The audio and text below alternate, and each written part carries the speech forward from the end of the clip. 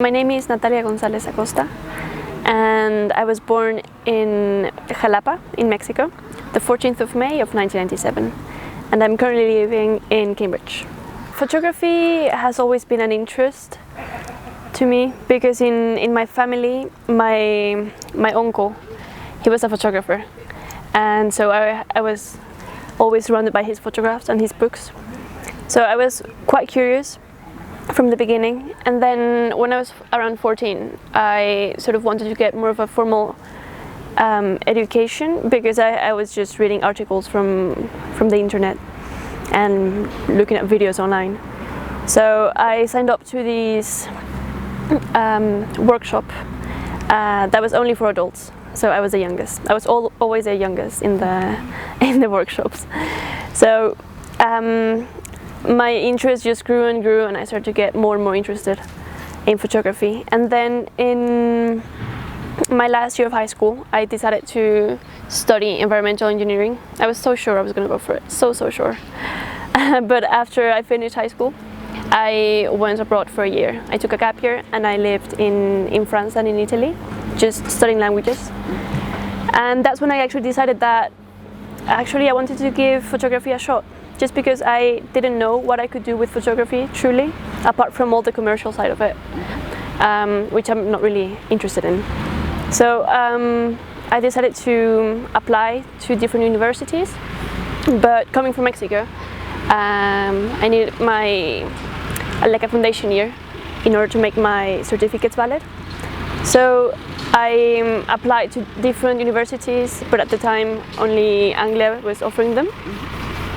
And I got in, and my plan was to then go to Berlin because they also have a photography course that I found really interesting. But I decided to stay in Cambridge. I just found really at ease, and I found my space. So yeah, so from then my education has been fully formal. I really like doing project work. Mm-hmm. So at uni we get very loose briefs, and you can really focus your interest to your own photography. So I am really interested in portraiture and street photography, and I really like to do hands-on things. So lately I've been doing a lot of analog photography, and I've lately found an interest in books as well and zines. So I'm really just playing with everything I can at the moment. I try to focus on people and their stories, just the variety of people, the variety of cultures as well, and I like the similarities you encounter. But I also like to create a genuine connection with the people I photograph. Mm-hmm. I like to earn their trust. Mm-hmm. Because for me it's an honor to photograph someone, so it's a true compliment, I think, for them to be photographed, and for me to be allowed that space in them, to take that time for them, and to really create this sort of relationship between sitter and photographer. Mm-hmm. That is sometimes really hard to achieve, but when you manage to do it, it feels quite magical. Well, coming to Zambia was a unique experience to me because I had never even been to Africa before, so I'm completely an outsider here. To me, these 2 weeks were completely blank in my mind when I pictured it before the trip. So coming into Lusaka and Kalingalinga especially was a bit chaotic at the beginning. Everything was happening at the same time, and I could just see different worlds sort of clashing all the time. And I could see influences from here, from there, from different places of the world just sort of coming together here, which is really visually interesting. I was really inspired by what I was just seeing. All the cultures and the vibrancy of the place and the people is something that I wanted to capture. So I focused on a long road along Kalingalinga, which is called Sikwazi Road, and it's where all the market stalls are. And what I wanted to capture was just how markets sort of move a place, because you can always find a market in no matter how small a town is or how big a city is. But what interests me about markets is the vibrancy of the place, the atmosphere that is created in there is unique, and I wanted to capture that, sort of the essence of it.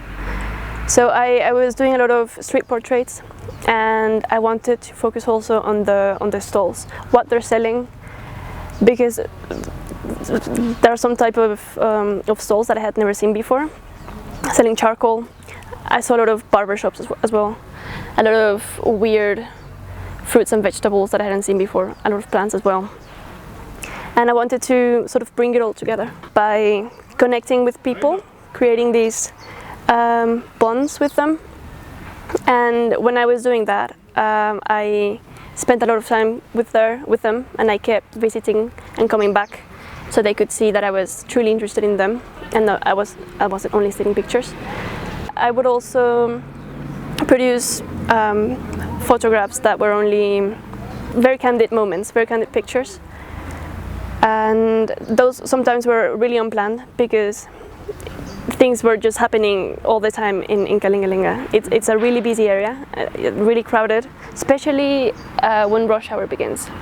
You can really start seeing all the cars coming and going, all the people starting to cook and moving, because some would start to dress up to go out into the evening.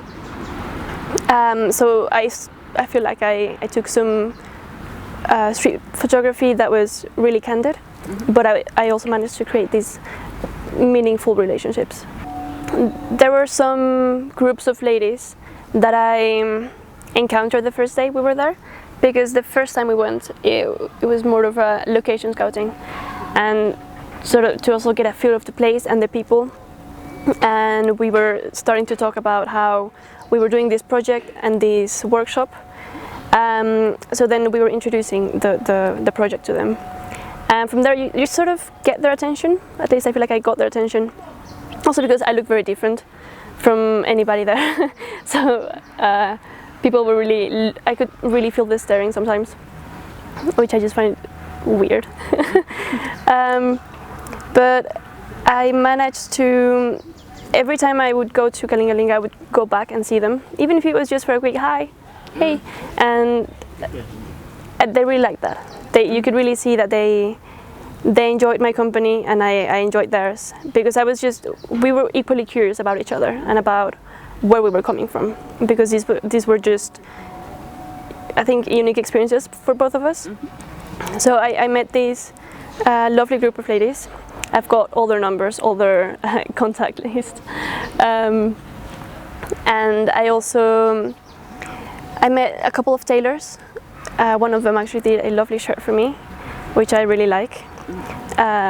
It's beautiful, so they're really good at their job. Yeah. And I would also come back to them, sit down, because also the heat was sometimes a bit draining and exhausting. So I would just sit down with them, and I was wondering about Kalingalinga and also how it is for them to live here. So we would just have really, really good conversations, where I think that we earned each other's trust. Yeah.